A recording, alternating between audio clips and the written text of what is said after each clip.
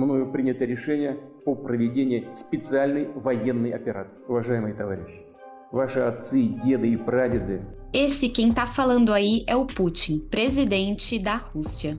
No dia 24 de fevereiro de 2022, o líder russo decretou a invasão da Ucrânia, o que daria início a uma guerra.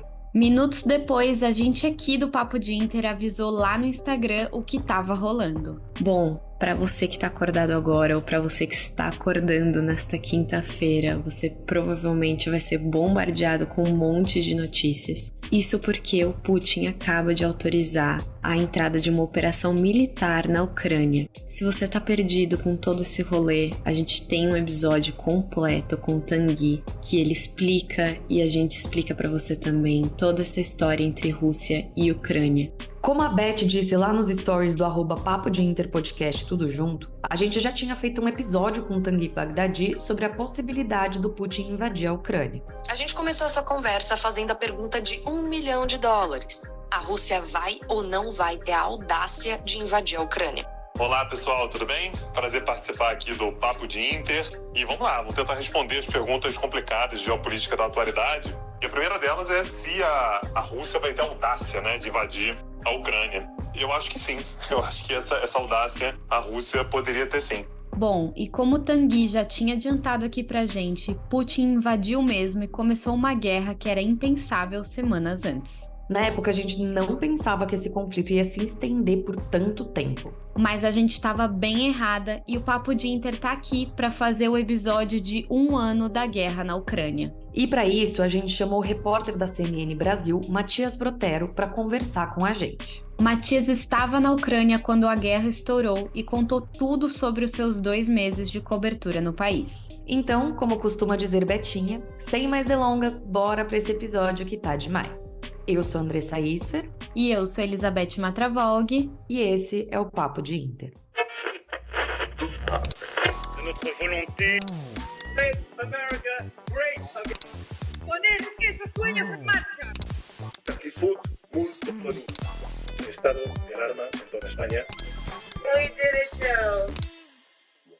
E antes da gente começar o nosso papo com o Matias, vamos voltar para alguns dias antes do dia 24 de fevereiro, que foi o começo da guerra. O clima é de total tensão. A Ucrânia vinha ensaiando uma aproximação da OTAN e a Rússia não ficou nada feliz com isso. Mais de 100 mil soldados russos foram mobilizados para as fronteiras e é aí que o pau começou a torar. Rolou, óbvio, aquelas tentativas dos Estados Unidos e da União Europeia de resolverem o problema no diálogo, mas a real é que o Putin já estava meio que certo de invadir, por mais que ele negasse sempre. E claro que o Putin usou todo esse pânico ao seu favor, fazendo uma série de exigências sem cabimento nenhum, como o veto da entrada da Ucrânia na OTAN, porque basicamente o Putin não só achava que a Ucrânia pertencia à Rússia, como também não queria o Ocidente perto das suas fronteiras. Enfim, era um vai, não vai, até que foi. O Matias tinha acabado de viajar para a Rússia, em Moscou, para cobrir a viagem do ex-presidente brasileiro Jair Bolsonaro. E ao invés de voltar para o Brasil, ele acabou indo para a Ucrânia, que era o assunto do momento. 3 dias depois que o Matias tinha chegado em Kiev,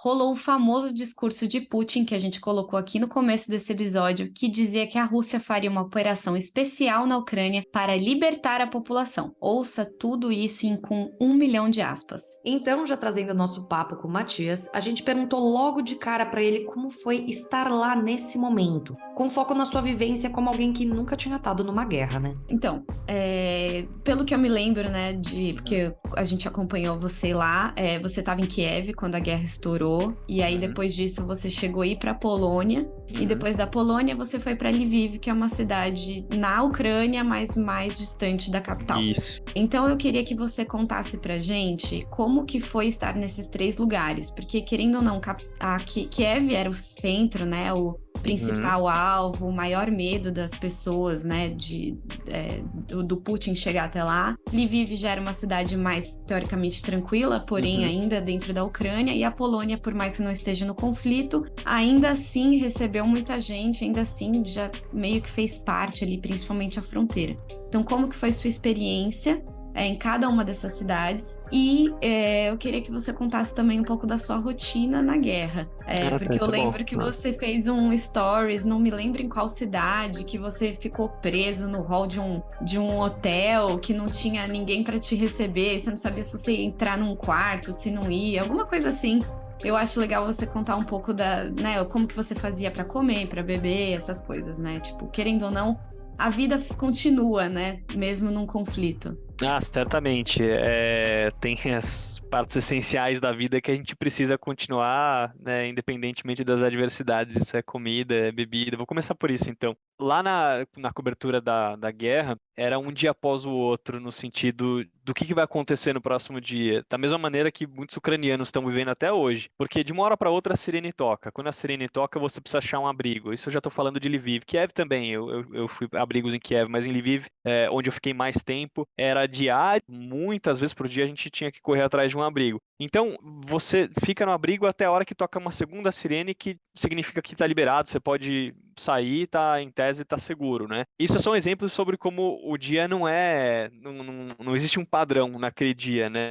Tinha o toque de recolher às 10 horas da noite, só que a gente tem que pensar que eu estava trabalhando também no fuso horário brasileiro. Então, eu tinha que me preparar para garantir uma comida à noite, seja no meu quarto onde eu estava hospedado, ou então comer alguma coisa antes, porque apesar de o toque de recolher ser às 10 horas da noite, os comércios, né, de rua, por exemplo, aqueles restaurantes que estão abertos, fechavam por volta de 8 horas no máximo. E o toque de recolher era às 10, então, da noite, né? Então, você tem que considerar os horários e se preparar para, por exemplo, estar em casa às 10 horas da noite, você não vai poder mais sair do seu quarto. Você tem que ter água lá, tem que ter um mínimo de comida. Eu passei por situações nas quais o mercado já estava fechado, então eu tinha que me garantir com aquilo que eu tinha no meu quarto. Só que assim, quando começa, você não está preparado para isso, até porque as próprias cidades estão se organizando ainda, né? Então, houve momentos ali que eu tive que, de alguma maneira, driblar alguma adversidade pela qual eu estava passando, né? Ali numa estação de trem, por exemplo, está fechando,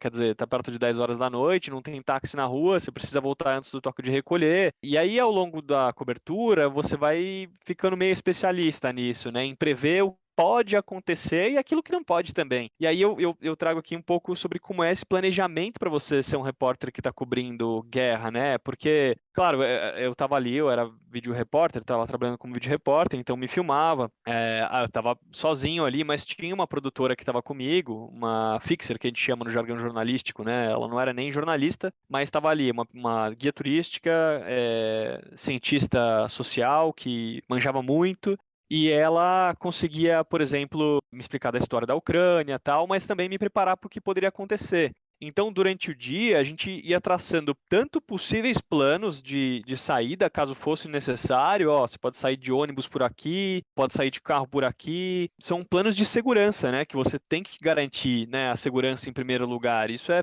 sempre a prioridade. Como também planos de cobertura. Acho que a gente pode entrevistar tal pessoa. Hoje está acontecendo, sei lá, houve um ataque em tal lugar. Eu conheço tal pessoa que tem um familiar que é daquele lugar. Vamos tentar entrevistar essa pessoa ali. Ou então, para amanhã a gente pode tentar uma possível entrevista com o prefeito de Lviv, por exemplo. Então, o planejamento para um repórter que está cobrindo guerra, apesar de ser muito dinâmico, mudar bastante, principalmente por causa das sirenes, por causa das adversidades que você encontra no dia que você não consegue prever por causa da guerra, existe todo um planejamento específico para isso, tanto para garantir a sua segurança das pessoas que estão trabalhando com você e ao mesmo tempo garantir a cobertura que você está fazendo, né? Então, eu acho que nesse sentido a cobertura foi bastante dinâmica e no final estava bem craque, né? Modéstia à parte nessa parte de organização, assim, de conseguir prever, inclusive avisar os editores aqui, gente, eu vou deixar um boletim ou então eu preciso sair fora agora, senão eu não consigo chegar a tempo no hotel, preciso chegar com uns 10 minutos pelo menos de antecedência, por causa do toque de recolher. E a outra pergunta que você me fez, Beth, agora saindo um pouco da rotina e falando um pouco sobre como é que foi a minha cobertura em si. Da guerra especificamente, é curioso que eu estava na Rússia, em Moscou, fazendo uma cobertura política do Bolsonaro, que tinha viajado para lá para encontrar o Putin.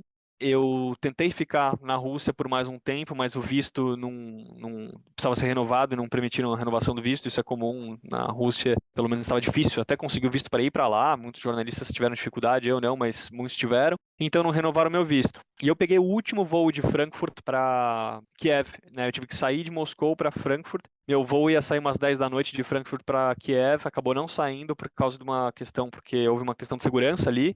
Então o voo teve que sair 6 da manhã, ele não podia voar à noite. E aí eu peguei esse último voo, pelo menos naquela época, para Kiev. Fiquei em Kiev uns 3 ou 4 dias mais ou menos. Aí eu voltei para Varsóvia, fui para Varsóvia, na verdade. Depois que a guerra estourou, fiquei uns dias em Kiev e voltei para Varsóvia. E Varsóvia era o principal hub para onde os refugiados estavam indo. Então, daí, a partir desse momento, eu começo a cobrir a crise dos refugiados, que é uma cobertura dentro da guerra, uma parte da cobertura dentro da guerra tão importante quanto aquela que está na linha de frente, né? Porque na linha de frente está cobrindo os tiros, a artilharia, a parte das tropas, das forças armadas, enquanto que nas fronteiras você tem aquela massa, aquelas filas de 60 quilômetros que atravessavam praticamente países, cidades, de pessoas tentando chegar em Varsóvia, tentando chegar a Lviv também, né? Os deslocados, no caso, eles não são refugiados, deslocado, se deslocam dentro do país. E aí foi uma experiência muito enriquecedora, jornalisticamente falando, claro, poder passar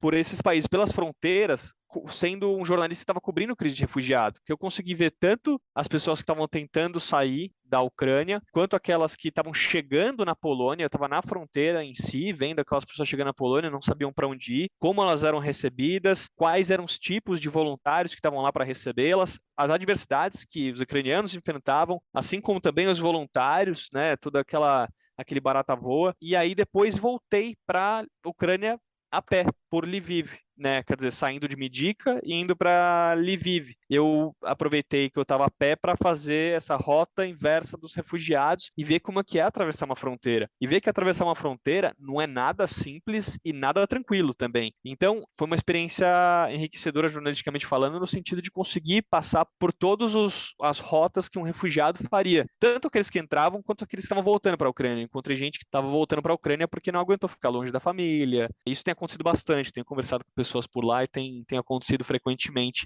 pessoas voltando para a Ucrânia. Então, acho que nesse sentido deu para ver várias faces, sabe, da crise dos refugiados, coisa que acontece até hoje. Eu falei hoje com uma ucraniana que eu entrevistei na época, ela me contou que esperava voltar em questão de, sei lá, 2 meses e tá em outro país até hoje, né? Então, não se sabe ainda quando isso vai se normalizar e quando os ucranianos, alguns vão poder voltar, né? Algo muito importante que foi dito pelo Matias é a tal crise dos refugiados. Aqui a gente para um segundinho com o papo para te contextualizar o que vem rolando. Segundo a Acnur, que é a agência da ONU para refugiados, 7,8 milhões de refugiados ucranianos chegaram na Europa, sendo a sua maioria mulheres e crianças. Além disso, mais de 6 milhões e meio de pessoas se deslocaram dentro da própria Ucrânia, fugindo de uma cidade ou região para outra. Esses dados eles foram atualizados em janeiro de 2023 e começaram a ser contabilizados no início da guerra, é claro. A ONU, em parceria com ONGs e outras instituições de países membros, lançaram o Regional Refugee Response Plan, ou traduzindo bem por cima, um plano de apoio para refugiados. Fazem parte desse plano Bulgária, República Tcheca, Hungria, Polônia, que é o país que vem mais recebendo refugiados, Moldávia, Romênia e Eslováquia. Juntos, eles registram quase 2,5 milhões de refugiados ucranianos.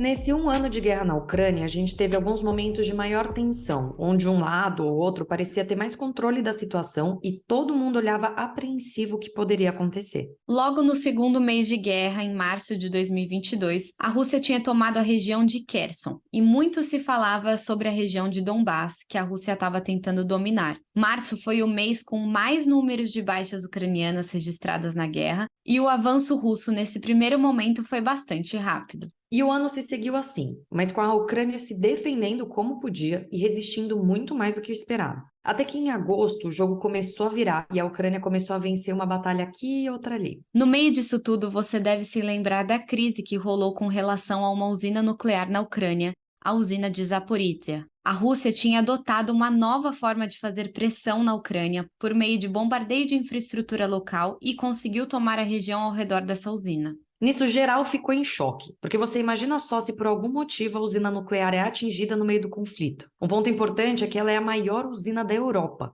E não só isso, no meio dessas ofensivas que tinham deixado a Ucrânia sem energia, se a usina em si ficasse sem energia por algum motivo, Isso também significava um enorme risco. Ou seja, geral ficava tenso e Rússia e Ucrânia jogavam a culpa um no outro sempre. Alguns meses depois, em outubro, a Rússia fez uma votação em 4 regiões da Ucrânia para saber se essas regiões queriam fazer parte da Rússia. Pasmem, os votos foram de aproximadamente 90% a favor dessa anexação. E aqui a gente está falando com muita ironia, porque claramente não foi tudo isso, e enfim. Mas tudo bem. Essas regiões eram Kherson, Luhansk, Donetsk e Zaporizhia. Não sei falar que nem a Beth fala bonito, então vai ficar assim Zaporizhia. mesmo. Gente, é a primeira Zaporizhia. vez que eu sei falar uma palavra e a Andressa não.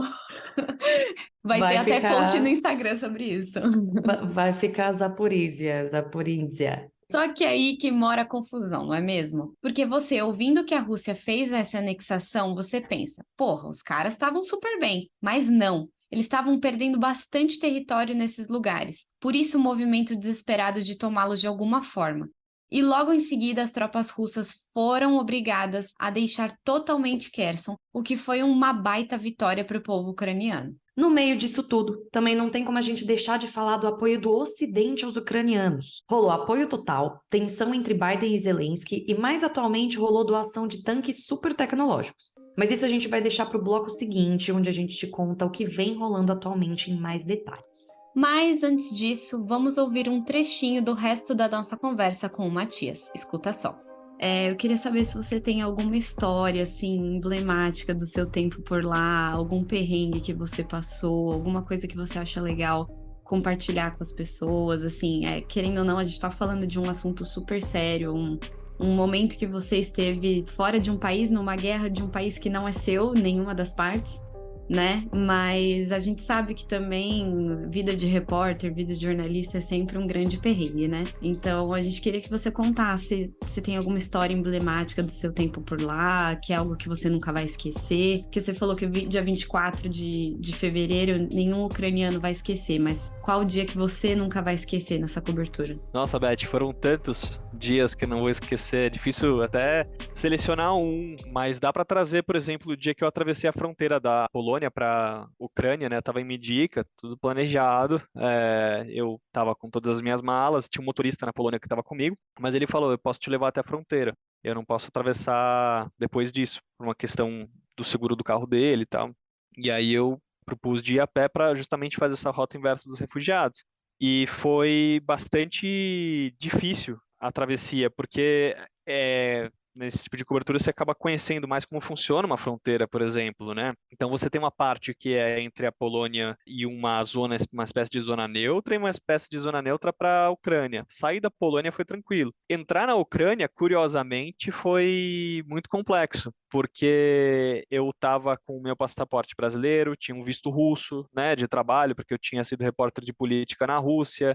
Então me questionaram sobre esse visto, pediram para que eu deixasse minhas malas num local lá que era um local de passagem.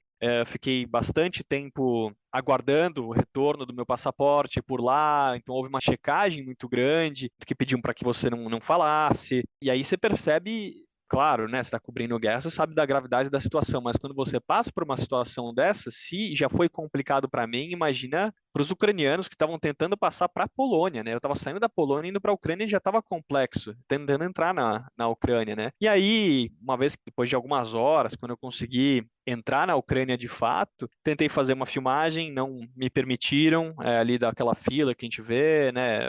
Uma pessoa que estava ali, não era exatamente um policial, mas alguém que estava ali pediu que eu deletasse a imagem, estava um momento tenso ali, e aí vi o primeiro ônibus que estava passando por perto, eu ia encontrar minha fixer por lá, né? A produtora, eu ainda não conhecia ela pessoalmente, e ela falou: eu não consigo chegar na fronteira, você vai ter que me encontrar aqui numa cidade perto. E não tinha como chegar naquela cidade. Então eu vi o primeiro ônibus passando, peguei o ônibus sem saber muito para onde ia. Agora eu falo algumas palavras em ucraniano por ter ficado lá, mas assim, não conseguiria me comunicar numa frase, por exemplo. Eu consegui pegar sinal do celular e sabia do ponto final, que era onde ela estava, e de onde eu estava, né? Como que eu faria para chegar lá. E aí, por sorte, e também por aquela comunicação meio mímica que você faz com o motorista ali, falando: ó, tal cidade, nome de tal cidade, preciso chegar lá, tal. Ele deu a entender que passaria por lá. E de fato, passou por perto. Na hora que eu estava chegando perto do ponto no GPS onde ela estava, eu pedi para descer. Desci do ônibus, encontrei ela lá e entrei de carro na Ucrânia, voltando para a Ucrânia já numa zona de guerra em Lviv, que é um lugar considerado menos violento, né, por estar mais a oeste, apesar de ter sido já alvo de bombardeios e tal, mas é uma lembrança que eu tenho de entrar. A entrada você vê ali aqueles ouriços tchecos colocados no chão, né, o arame farpado, os soldados nos checkpoints, que você não pode gravar também. Então, quando é você voltando para uma zona de guerra, numa situação que já foi complexa, e você percebe que não vai ser nem um pouco fácil a cobertura por lá, por uma série de limitações que tem. Você tem que respeitar todas essas limitações, seja o horário, o toque de recolher, o que você pode e o que você não pode gravar, né, as conversas, algumas que você pode gravar e pode colocar no ar, e outras que você grava e você fala, não posso colocar isso no ar por uma questão de segurança. Tudo muda ali. Aí você entra numa cobertura de guerra, né? Então, acho que esse é uma sequência, a minha volta para a Ucrânia é uma sequência que eu não vou esquecer. Mas tem tantas histórias aí da Ucrânia. Eu vou trazer uma outra também que é bem curiosa, assim. Eu estava em Lviv já, e aí a produtora que estava comigo me falou, olha, a gente tem um colega que se formou com a gente, se não me engano em ciências sociais também, ele decidiu virar ferreiro mesmo, faz grade, enfim. E naquele momento, desde então, até hoje, né, as pessoas elas reservam parte do trabalho delas para ajudar da maneira que elas podem, mesmo não estando na linha de frente. Isso é muito louvável, a gente vê até hoje, né? Eu estava falando com ucranianos hoje, eles estavam me falando cada um do seu jeito, ajudando, depois de um ano. E aí ela falou, ele é ferreiro e ele está produzindo material que está sendo enviado para o front, né? Você quer gravar lá? Aí eu falei, vamos nessa. Ela falou, você só não pode identificar como que a gente chegou lá e nem a porta e nem nada, só do lado de dentro. Beleza. E aí quando eu entrei lá, eram os fundos de uma casa, e ela tinha, naquela casa ali, você tinha 2 ou 3 pessoas trabalhando, fazendo literalmente os ouriços tchecos, torcendo, são aquelas pontas que foram um pneu de carro que passa nos checkpoints. Tava nevando muito naquele dia e eu conversei com ela, que intermediou, porque ele não falava inglês, e aí ele concordou em entrar ao vivo. E foi bem inédito, assim, para mim, porque eu não tinha feito uma entrada ao vivo, principalmente de um lugar que, em tese, você não pode mostrar a fachada, então é uma série de adversidades. Você tem que se preocupar com a sua fonte ali, né? Tem que respeitar por completo tudo aquilo que ele tá pedindo para você fazer e aquilo que ele permite que você faça, que é gravar, que é entrar ao vivo. E aí foi muito impressionante ver na prática o que os ucranianos estavam fazendo, cada um do seu jeito. Ele fazendo ouriço tcheco, fazendo outros materiais de metal, de ferro, que em pouco tempo seriam levados, sabe-se lá como, para as linhas de contato. De lá eu saí para um outro lugar que era uma costureira que tinha dedicado a fazer só bolsinhas de kits de higiene e de remédios. Então foi ver cada um do seu jeito, né, de um jeito bastante comedido, não mostrando assim, não uma coisa nós estamos fazendo. Era difícil você chegar nesses locais, mas ver e poder contar as histórias de cada pessoa que estava contribuindo da sua maneira para os soldados que estavam na linha de frente, né? Então acho que são algumas histórias que eu guardo assim, que são algumas memoráveis, né?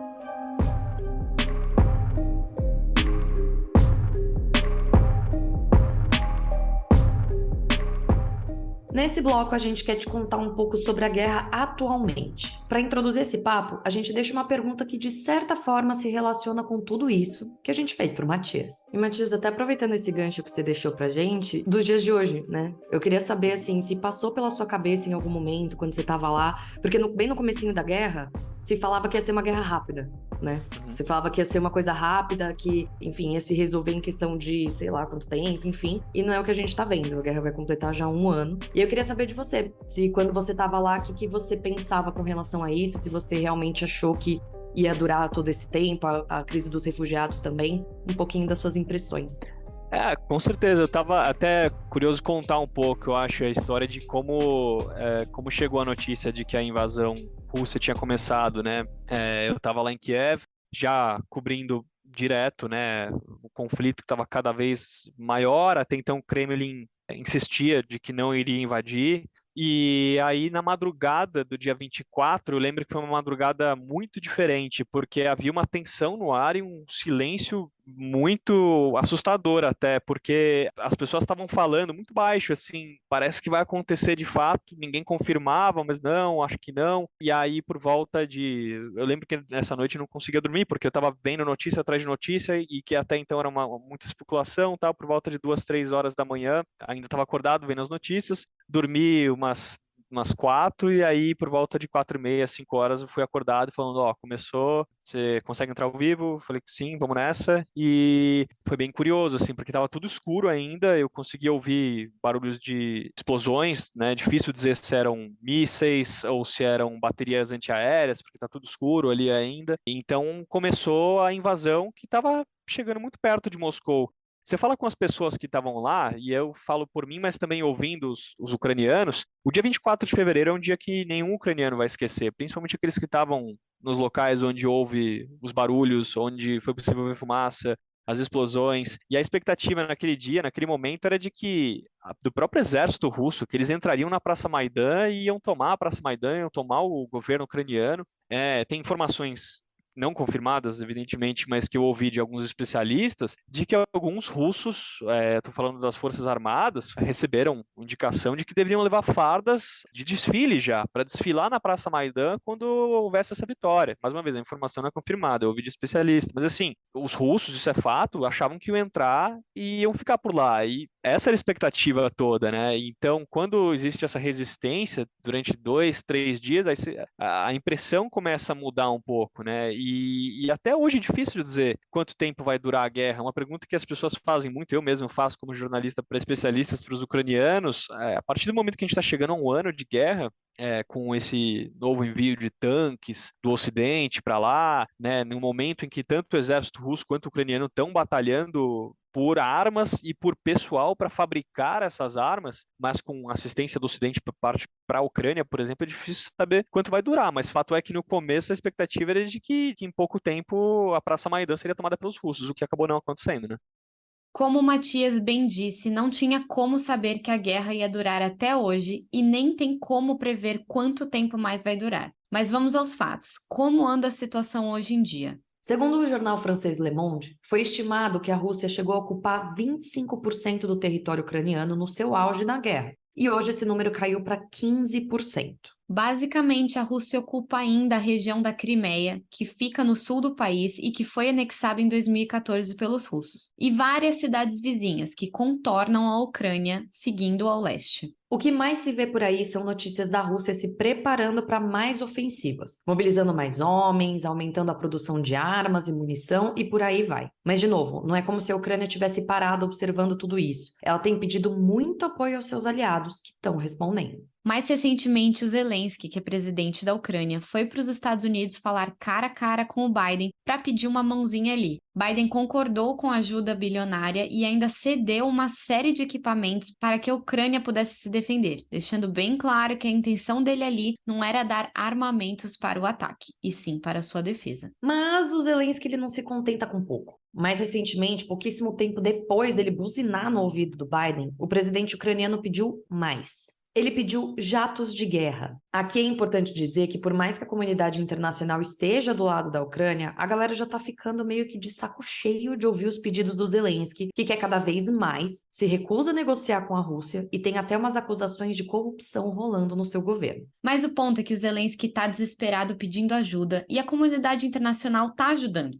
Mas está meio tensa de oferecer munição que pode ser usada contra a Rússia diretamente, já que o Putin está entendendo tudo isso como uma afronta por parte do Ocidente e pode tomar uma atitude drástica. E ainda sobre como anda a guerra hoje em dia, há algumas cidades ucranianas que estão bem na mira da Rússia. A primeira é Bakhmut. Não sei falar, talvez tenha falado certo, talvez não, a gente segue assim. Por enquanto, tá rolando um certo auê por lá, porque a cada hora ou a Rússia ou a Ucrânia tá mais à frente do outro. Segundo a Ucrânia, a Rússia tá perdendo enorme força por lá diariamente, e os ucranianos estão segurando as pontas firmes e fortes. Mas a questão é que os russos seguem por lá, cercando a cidade. Enfim, caso essa cidade caia, isso abre passagem para a Rússia tomar outras 2 cidades e, consequentemente, toda a região oriental de Donetsk. Bom, Vuhledar fica em Donetsk e tá na mira dos russos também, que tentaram tomar a cidade em novembro e falharam. Mas eles persistem por lá. Lá fica uma linha de trem que liga diretamente territórios ocupados pela Rússia na Ucrânia e na região da Crimeia. Então, para os russos é bastante interessante ter aquela região por ali. Zaporízhia, Kharkiv e a própria Kiev também estariam na mira dos russos. A primeira por ter uma localização que permite a tomada de outras duas cidades. Já Kharkiv é a segunda maior cidade da Ucrânia, fica bem na fronteira com a Rússia e já está sem energia. Mas os russos não conseguiram invadi-la ainda. E Kiev, bom, Kiev é o prêmio supremo para os russos e é lógico que eles devem continuar tentando dominar essa cidade.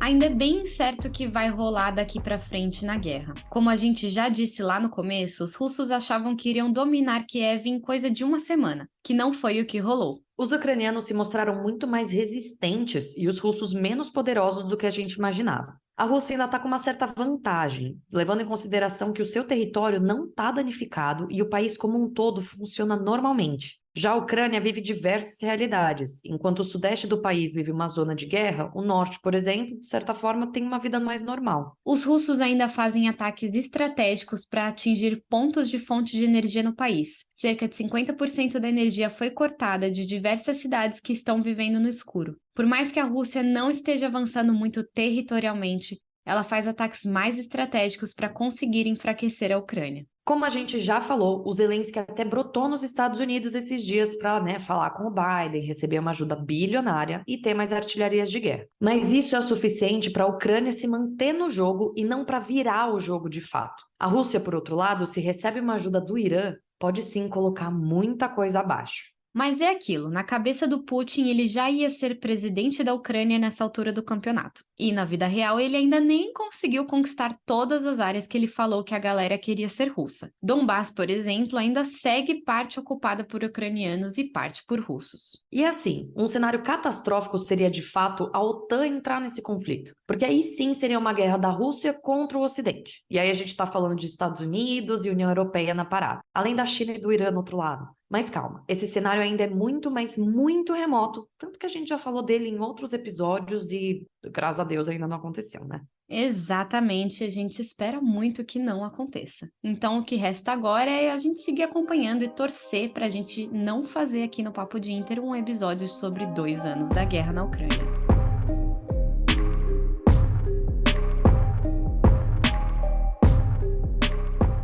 E antes da gente encerrar esse episódio por aqui, se você conhece o Matias, sabe que ele ama mandar um áudio no Zap e fazer 1000 ligações também. Mas depois da nossa entrevista, quando a gente terminou, ele me mandou um áudio falando que tinha lembrado de mais uma história que ele viveu lá na Ucrânia. Então, bora ouvir, que é sempre muito legal.